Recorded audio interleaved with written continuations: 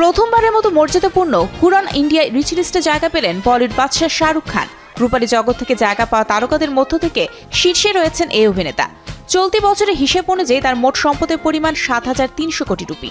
তার এই আয়ের মূল উৎস IPL franchise Kolkata night Riders এবং প্রযোজনা প্রতিষ্ঠান রেড চিলিস। এ তালিকার দ্বিতীয় অবস্থানে রয়েছেন অভিনেত্রী জুহি চাওলা। শাহরুখ খানের সঙ্গে স্ক্রিন শেয়ার করেছেন তিনি। পাশাপাশি অভিনেতার ব্যবসায়িক অংশীদারও। তৃতীয় স্থানে রয়েছেন বলিউড অভিনেতা ঋত্বিক রোশন।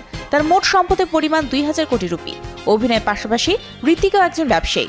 চতুর্থ ও পঞ্চম অবস্থানে রয়েছেন অমিতাভ বচ্চন ও পরিচালক করণ জোহর। তাদের সম্পদের পরিমাণ ১৬০০ ও ১৪০০ কোটি রুপি। অমিতাভ বচ্চন বিভিন্ন খাতে বিনিয়োগ করে এই সম্পত্তির মালিক হয়েছেন। অন্যদিকে প্রযোজনা সংস্থা ধর্মা প্রোডাকশনস করণ জোহরের মোট সম্পদের মূল উৎস।